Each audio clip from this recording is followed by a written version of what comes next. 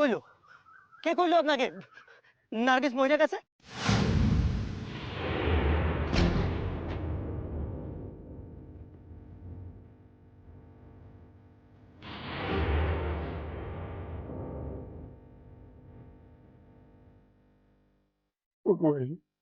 তুমি যেমন ভাবে পারো আমার নাতনি বাঁচাই দাও, যা চাও যা চাও আমি তাই দেবো, আমার নাতনি বাঁচাই দাও, বাঁচাই দাও।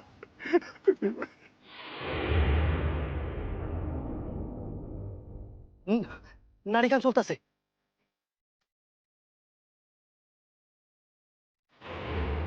নারী চলতেছে। কদম দাদা, ও লুৎফর ভাই, লুৎফর ভাই প্রাণ আছে, শুধাই শুধাই একটু অচেতন হয়ে রয়েছে। আর আর তুই ইবলিস তুমি এটাকে কবরে পাঠাইয়া দিতাছিলিস, আমি তোরে মাইরা ফেলাবো, মাইরা ফেলাবো। এর বিচার করণী লিগা সময় পড়ে রয়েছে বকু ভাই। আগে ছোট মামিরে বাঁচানোর লিগা যা করতে হয় তা করতে হইব। আপনি ছোট মামিরে দেখেন। কদম দাদা, আপনি একটু পানির ব্যবস্থা করেন তো তাড়াতাড়ি। আমি আনতেছি, আমি আনতেছি। দাদা দাদা দাদা সাইরা দেন দাদা, মামিরে বাঁচাইতেই হইব। আপনি পানি আনতে যান, আপনি পানি আনতে ভাই, আপনি পানি আনতে যান। লুৎফর ভাই, তুমি যত তাড়াতাড়ি সম্ভব গায়ে গিয়া এখন হাকিমকে খবর দাও, তাড়াতাড়ি যাও। শোনো শোনো, এই গায়ে আমগো দলের অনেক অনেক পোলারা রয়েছে, যদি যদি তোমার দরবারে তাকে সাহায্য লইতে পারো তাড়াতাড়ি যাও, তাড়াতাড়ি। কি ঠাক এই ইবলিশটারে লগে কইরা লইয়া যাই। যদি সে পথ দেখাইতে না পারে তাইলে তাইলে থানায় যাওয়ানোর পথ তো খোলা আছে। চল চল আমার লাগে, চল।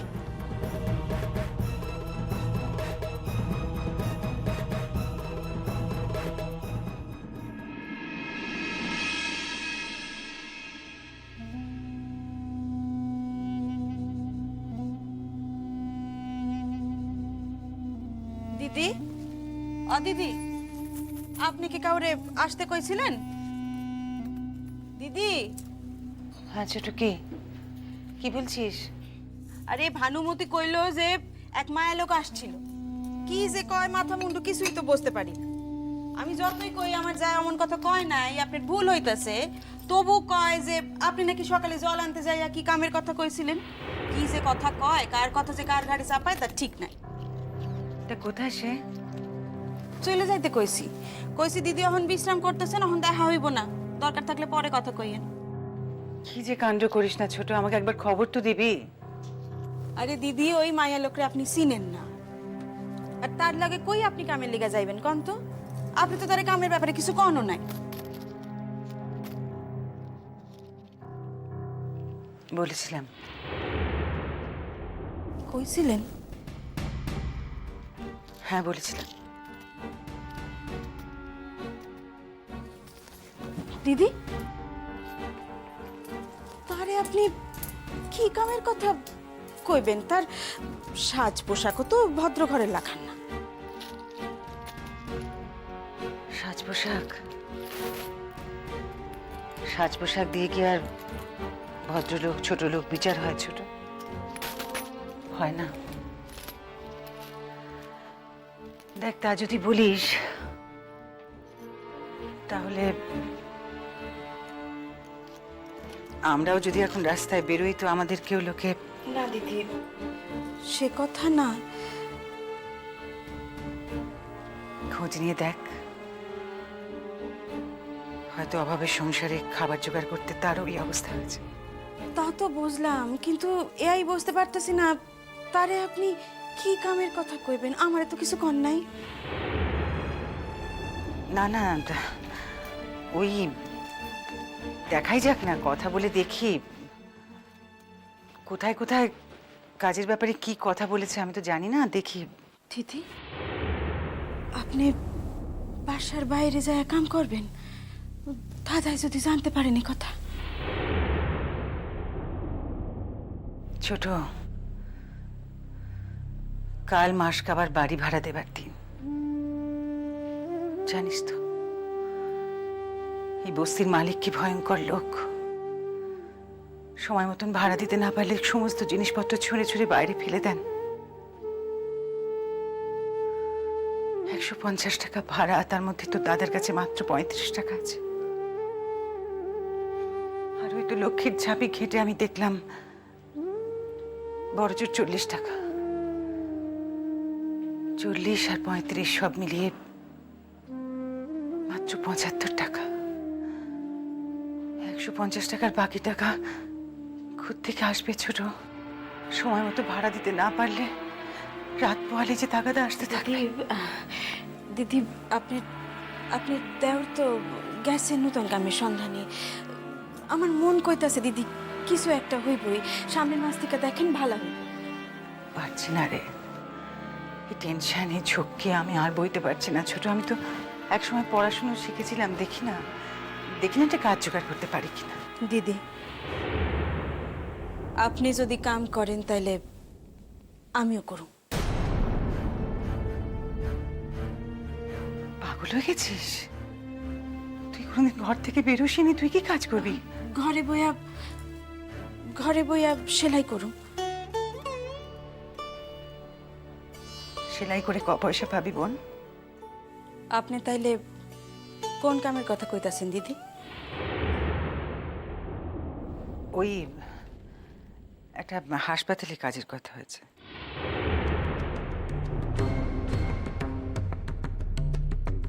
হাসপাতালে? হাসপাতালে আপনি কি কাম করবেন দিদি? ওই হাসপাতালে ওই হিসেব হয় না, জিনিসপত্রের হিসেব রাখার কাজ। আপনি হাসপাতালে যাইয়া জিনিসপত্র হিসাব রাখনের কাম করবেন? দাদার মতন এমন একজন নামী চিকিৎসকের স্ত্রী হইয়া? নাম ধুয়ে জল খেলে কি আর পেট ভরবে রে ছোট? যা করলে পেট ভরবে তাই তো করতে হবে। না দিদি, দিদি ইয়া কিছুতেই হইতে পারে না, কিছুতেই না। তুই কি চাস ছোট? কি চাস? আমরা সবাই মিলে না খেতে পেয়ে মরি? না দেখ, তাছাড়া এ দেশে তো কত মেয়েই কাজ করে না, তারা কি সব অধর্ম করে ফেলছে? আর কয়টা দিন দেখেন না দিদি, আমার মন কইতাছে দেখেন আপনার দেহ ঠিক একখান ভালা কাম জোগাড় করে লইবেন। আচ্ছা ঠিক আছে, ঠাকুরপো যদি কোনো ভালো কাজ পায় তখন আমার চাকরি ছাড়তে কতক্ষণ? তাছাড়া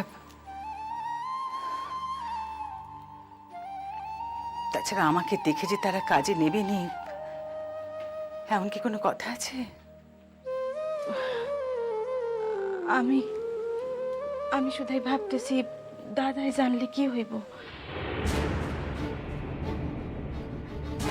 ছোট সবে আমার যাওয়ার কথা হয়েছে, আমি সেখানে যাই। আগে তাদের সঙ্গে কথা হোক, আগে কাজখানা তো পাই। দোহাই তোর, আগে থেকে কাউকে কিচ্ছু বলিস না ছোট, কাউকে কিচ্ছু বলিস না। দিদি, মন খান যে মানে না। আপনি যে প্রস্তাব দিতেছেন তা আমি কিছুতেই মাইনা লইতে পারতেছি না, কিছুতেই না। ছোট প্রস্তাব শুনেই মেনে নিতে পারছিস না ছোট? আর যদি আসল কাজখানা জানতিস, যদি জানতিস যে তোর নামি ডাক্তার ভাসুর ঠাকুরের বউ আয়ার কাজের জন্য হাসপাতালে দরবার করতে যাচ্ছে, তাহলে কি করতিস? কি করতিস ছোট? বাংলাদেশে আপনাদের কি ছিল না ছিল সেসব শুনে তো আমার কোনো লাভ হবে না। সে তো বাংলাদেশে সবাই রাজা, সবাই জমিদার। মরতে যে কেন রিফিউজি গুলো এদেশে এলো সেটা ভেবেই অস্থির হচ্ছি। দেখেন, বাংলাদেশে আমি কি করতাম না করতাম সে তো আপনার কাছে কইতে যাই নাই। আপনি জিগাইলেন বাংলাদেশে আমি কি করতাম, তাই কথা প্রসঙ্গে কইলাম যে আমি মাস্টারি করতাম। এদেশেও না হয় মাস্টারি করবে? মাস্টারি করুম, পাইলে তো। মাস্টারি যদি পামু তাইলে আর আপনার কাছে কামিল লিগে আইতাম না। আরে আমি নিজে তো তোমার মাস্টারি দেবো বাবু।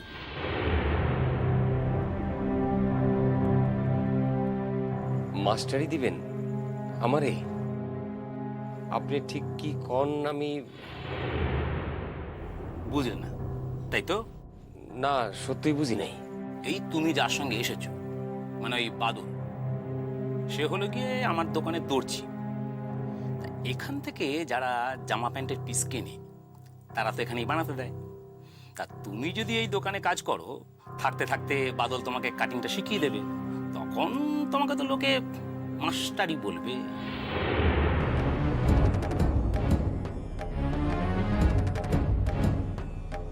তা এখন বলো দেখিনি, এই দোকানে যা যা কাজ আছে তা সব করতে পারবে তো? নির্যাস পারবো, যে কোনো কাম আমারে দিয়ে দেখেন, আমি খাতা লেখা থেকে আরম্ভ করে হিসাব রাখা থেকে আরম্ভ করে কাস্টমারের মাল দেখানো থেকে আরম্ভ করে সব করতে পারবো। তুমি যা করে মেল ট্রেন চালিয়ে দিলে বাবু।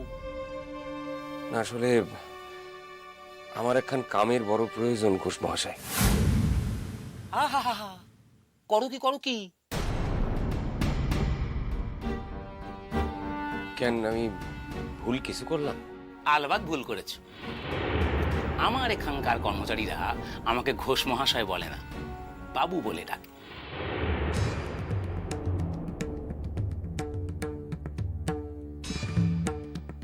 এবার কাজের কথা বলি, শোনো শোনো, আমার দোকানে কাজ করার কর্মচারীর কোনো অভাব নেই। বাদল এমন করে ধরলো যে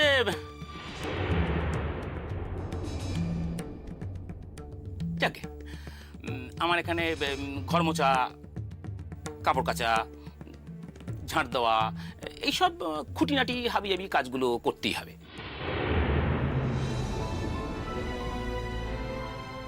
তার জন্য আমি তোমাকে মাসে 200 টাকা মাইনে দিতে পারি। ভেবে দেখো কাজটা করবে কিনা। দেখেন, আমি কইতেছিলাম যে আমি তো লেখাপড়া জানি, আপনি যদি আমারে। বাদল, আগে বাবু, একে বলে দাও যে আমার পড়ালেখা জানা লোকের দরকার নেই।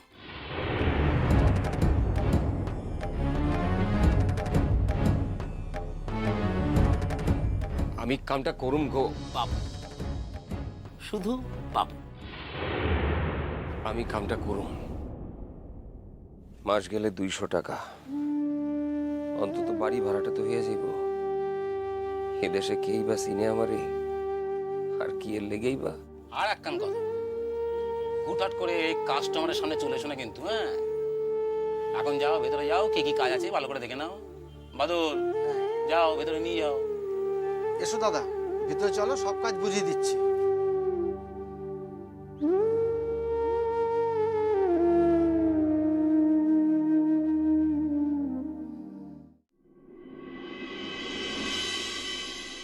মন ঠিক করে কাজ করো দাদা, তারপর দেখে শুনে ভালো একটা কাজ খুঁজে নিও। যাই হোক, হাতে তো কিছু আসবে। না না, কামটা তো আমি করুম কইলামই, তো ওই চা করা টরা এইগুলো কোনোদিন করি নাই, তো তুমি একটু দেখাই দিও। আর তোমার কোনো চিন্তা নেই, আমি তো আছি। ঘোষবাবু আছেন নাকি? এই যে ঘোষবাবু। আরে আরে, আজ কার মুখ দেখে উঠেছিলাম? দাদা একেবারে সশরীরে আমার দোকানে। আর শুধু আমি একা আসিনি, আমার সঙ্গে আমার জামাইও হয়েছে। ও ও হ্যাঁ, আপনার ওই মেয়ে ওই পূর্ব পাকিস্তান না কোথায় যেন বিয়ে হয়েছে। হ্যাঁ হ্যাঁ, এখন অবশ্য এখানেই চলে এসেছে। তবে হ্যাঁ, আমার জামাই এখন ইউনিভার্সিটিতে লেখাপড়া করছে, ভারী মেধাবী ছাত্র কিন্তু। নমস্কার জামাই, নমস্কার। নমস্কার। শুনুন ঘোষবাবু, আজকে সকাল থেকে অনেক ঘোরাঘুরি হয়েছে, অনেক খাটাখাটি গেছে। একটা দোকান থেকে ওই জামার জন্য কিছু জামা কাপড়ের পিস কিনে এনেছি। আপনার ওই টেলারকে ডেকে একটু মাপটা ভালো করে নিয়ে নিন তো। এই তো দাদা, অন্য দোকান থেকে মাল নিয়ে আমার কাছে বানাতে এসেছেন। কতবার না বলেছি দাদা, আমার কাছেও ভালো মাল থাকে, অন্তত একবারে নিয়ে দেখুন। আপনি ব্যাপারটা বুঝতে পারছেন না। আজকালকার দিনে ছেলে পোশাক আশাকে একটু, আর তাছাড়া দেবার সময় তো আর পালিয়ে যাচ্ছে না, সব হবে। আগে আপনি তাড়াতাড়ি একটু মাপটা নিয়ে নিন। কিন্তু নতুন জামাইকে সঙ্গে নিয়ে এসেছেন, এক কাপ চা না খাইয়ে তো ছাড়বো না। তাছাড়া হয়েছে কি, আজকে না একটা নতুন চাকর রেখেছি, দেখি কেমন সে চা বানায়। থাক না, কখন আর চা খাওয়ানোর কোনো প্রয়োজন ছিল না। না বাবা, এক কাপ চা খেয়ে তো যেতেই হবে। বাদল, ও বাদল। ওই তোমার বুঝি ডাকি? যাই চলো দেখি। না না, আমার তো আবার সম্মুখে যাওয়া বারণ। তাহলে তুমি দাঁড়াও, আমি তাহলে দেখে আসি। বাদল, আগে হ্যাঁ এদিকে এসো। এই দেববাবু এসেছেন জামাইকে নিয়ে। আচ্ছা জামা প্যান্ট বানাতে, ভালো করে বানিয়ে দেবে। হ্যাঁ, এই নাও, ভালো করে বানিয়ে দেবে। আর জামাই বাবাজিকে আমি কথা দিয়েছি ভালো করে চা খাওয়াবো। দোকানে যে নতুন চাকরটা এসছে, ওকে বলো 2 কাপ ভালো করে চা বানাতে। বলছি, আগে মাপটা নিয়ে নি, তারপরে বলছি। আসো, যাও বাবা যাও। এই পানু, এদিকে আসো তাড়াতাড়ি, মাপটা নিতে হবে। এখানে এখানে দাঁড়াও, এখানটা দাঁড়াও, মাপটা নিয়ে নাও।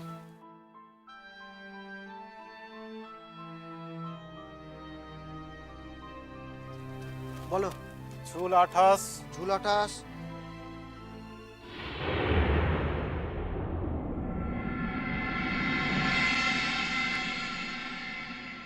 ছাতি 36,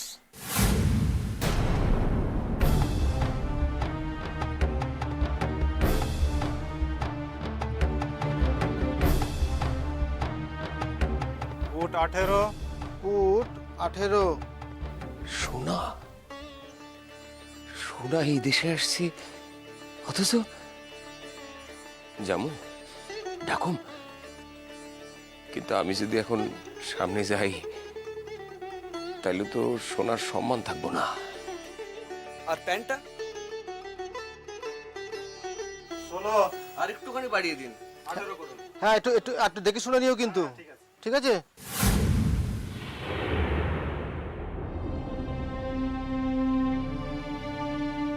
আচ্ছা, সোনা যদি এই দেশে আইলো, আমগুলোকে দেখা করে নেই কেন?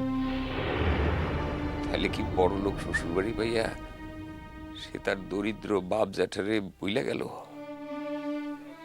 আমি এখন কি করি ভগবান, কি করি এখন? পানু, ও কাজটা সেরে ফেলো, যাও। বাবা জীবন, এসো এদিকে চলে এসো। বাদল, হুম। চাটা যেন ভালো করে বানায়, বড় মানুষরা খাবেন। তোমার এই কাজের লোক যে টিকবে কি টিকবে না নির্ভর করছে চাটা কেমন বানায় তার উপরে। হ্যাঁ, আচ্ছা, আমি বলে দিচ্ছি, যে বলে দিচ্ছি। ও দাদা, আরে চলো চলো, বড় একটা কাস্টমার দোকানে এসেছে, ভালো করে চা বানাতে হবে। চলো দেখি, তোমায় দেখিয়ে দিই। এ কি দাদা, কি হয়েছে দাদা? কিছু না রে ভাই, কিছু না। জানি এসব কাজ করতে তোমার খুব খারাপ লাগে, কি করবে বলো? চাটা একটু ভালো করে বানাও, নতুন কাস্টমারদের তো খাওয়াতে হবে। যদি খারাপ হয়, তারা যদি মুখটা বেজার করে, তাহলে তো তোমার চাকরিটা নট হয়ে যাবে। আমি খুব ভালো করে চা বানাম রে ভাইটি, এমন করে চা বানাবো যে ওই বড় মানুষ আর তার জামাই খাইয়া করবো। এইরকম চা তারা জীবনে কোনোদিন খায় নাই।